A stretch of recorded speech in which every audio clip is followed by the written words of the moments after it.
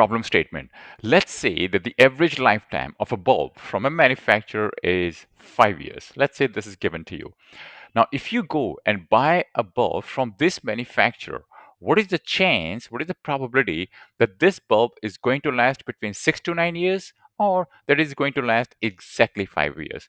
This session is about answering these types of questions. This is the subject of exponential distribution. By the way, the answer for this is approximately 13.57% chance. And the answer for this is 0. So let's try to understand the theory of exponential distribution first. So these are your continuous probability distribution. So they essentially model your time between your events in a process where these events they occur continuously and independent of each other. They also occur at a constant average rate. Now these events, they could be the waiting time for the next customer at a store, or they could be maybe a lifetime of a bulb. So the PDF is given by this expression. And what this expression is saying that as long as your x is greater than 0, your fx is going to be described by a non-negative number. Or in other words, this is going to be right here. Okay, it's going to be some finite number. That's what it's saying. On the other hand, when your x is negative, okay, then your fx is going to be 0. In other words, if it's going to be 0, and this is going to be right here in this range. Okay, now this distribution in this distribution, your x is a random variable that follows exponential distribution. Also, your lambda is always going to be positive, and it is called rate parameter. In other words, events per unit time. That's another way to describe that. Now, these distributions, okay, these exponential distribution, we can use them to determine maybe the lifetime of electronic equipments. Maybe let's say the lifetime of a bulb. You buy a bulb, or maybe you buy a fridge, or you buy a TV. Or you can also determine, you also use this distribution to determine the time between customers arrival at a store or maybe at a bank. So these are some of the use cases of exponential distribution. So here I plot few distribution curves for different values of lambda. So when my lambda is 0.5, this is my curve right here. This is lambda equal to 0.5. Okay, and when your lambda equals to 1, the curve will look like this right here. This is my lambda equal to 1. And in this curve right here, this exponential distribution curve, my lambda equal to 2. So as you can see that your lambda goes from 0.5 to 1 to 2, your curve actually goes like this. Okay, the shape of the curve changes. It becomes steeper over here. So now let's derive the formula for the probability that your random variable x is greater than a. We know from our earlier class that the probability that your x is greater than a is given by this area right here. Okay, this area would tell you the probability that your x is greater than a, and we can calculate this area using our tools from the class of calculus. So this actually is your expression right here. Substitute your value of fx in there, and you will get this answer right here. Solving this integral, you will get this answer. So this is your ultimate or the last answer, your final answer right here. By the way, if some of you who have never studied calculus, it's okay. Don't have to worry about these expressions. Just remember, this is the expression that is used to represent the probability of x is greater than a. Okay, so a few things in order. First thing is if somebody asks you what is the probability that your x is exactly equal to a, let's say this a equal to let's say 5. So somebody says, hey, what is the probability that your x is going to be exactly equal to 5? The answer is 0, and that's because the probability x equal to a represents the area of just this line. Okay, just this line, not this part, not this part, but just the line, and the width of this line is 0, right? So that's why it is equal to 0. How about probability of x is greater than 0 right here. So somebody asks you, hey, what is the probability that your x is going to be greater than 0? That would be the total area under the curve. Okay, the total area under the curve is equal to 1. So if you calculate the whole area, the answer will come out to be 1. That makes sense because this is 0, and let's say this is infinite. So the probability that your random variable x is going to take a value between 0 to infinite is 100%. It is bound to take some value. So that's why it is equal to 1. Okay, what about the probability that your x is less than a? In other words, what is the chance that your x is going to be in this region? Well, I know this, right? This is my this right here. Okay, and I know my total area equal to 1. So all I have to do is just do 1 minus e to the power minus lambda a. And that gives me the probability that your x is less than a. Suppose it's given to you that the customers they arrive at a store on an average every 5 minutes. So this is my store, and customers they keep arriving every 5 minutes. What is the probability, the chance that the next customer will arrive after 3 minutes? Or what is the chance that the next customer arrives within 3 minutes? So to do these types of question, you have to know your rate parameter. You have to know your lambda. Lambda in this case would be 1 over 5. The answer is 0.2 customers per minute. So this is my rate of my event right here.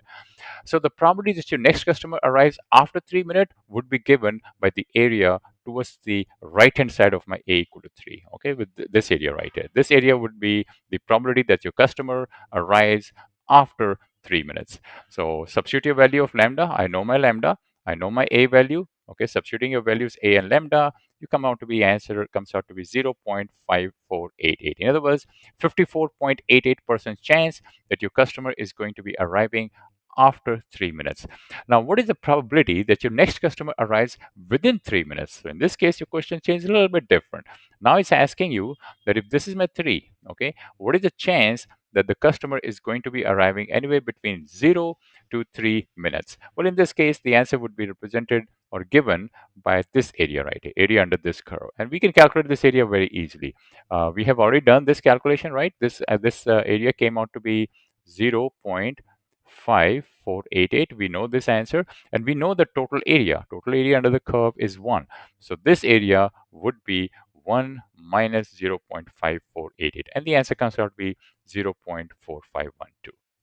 Let's say you know that the average lifetime of a bulb is 5 years, and you go to a store and buy a bulb. So, what is the probability that this bulb is going to last more than 8 years, less than 8 years, between 6 to 9 years, and exactly 5 years? So, to do these types of question, you have to find your rate parameter. You have to find your lambda. I know my average lifetime of my bulb is 5 years. So, 1 over 5 is 0.2. So, this is the number of bulbs it lasts per year. Approximately 0.2 bulbs last per year. That's my lambda. So to find your probability that your bulb lasts more than 8 years would be this area right here. Okay, this area. This is my a equal to 8. Okay, so the area towards the right hand side, this will be the probability that your bulb is going to last more than 8 years. And we can actually find this value using our formula right here. This is my formula. Substituting my value of lambda and substituting a value of 8 in there, you come up with an answer 0.2019. So it's 20.19% chance that it is going to last more than 8 years. Now, what is the probability that it is going to last less than 8 years? Well, that's easy. You know this answer, right? This is your 0.2019, and you know the total area is equal to 1. So this area, okay, the answer for that question would be this area right here. And this area would be equal to right here. Okay, it will be 1 minus 0.2019 equal to 0.798. In other words, 79.81% chance. So the probability that your bulb lasts between 6 to 9 years is given by the area between x equal to 6, right here, this one, all the way up to 9. Okay, so area under this curve, that would represent the probability that your bulb lasts between 6 to 9 years. Well, I cannot calculate this directly, but what I can do, I can calculate the area towards the right-hand side of my x equal to 6, all this area. I can calculate that easily. Okay, and the formula for that is probability of x greater than 6 is given by e to the power minus lambda, in this case is 0.2, multiply by 6. So this will be my this area right here, the big area. Okay, so this represents the total area towards my right hand side of my x equal to 6. All right, then the probability that your x greater than 9, okay, this would be this area right here. Okay, this area would be your probability that your x greater than 9 is given by e to the power minus 0.2 multiply by 9. So once I know this area, okay, once I know this area and I know the total area, this big area right here, subtract the smaller area from the big area, that's going to give me this leftover area. And this leftover area is the probability that your bulb is going to last between 6 to 9 years. And this is exactly what I'm doing over here. I'm calculating probability x greater than 6 minus probability x greater than 9. My answer comes out to be this, and the answer comes at the end, solving this expression is 13.57% chance. So next question, the probability that your bulb lasts exactly 5 years, okay, this would be the given by the area under x equal to 5. So coming back to this right here, so my x equal to 5, let's say, is over here, right? Oops, sorry. Well, let's say my x equal to 5 is, let's say, somewhere over here, okay? So the probability that your bulb is going to last exactly 5 years is 0, because the area in this curve, okay, area just right underneath this, that is equal to 0.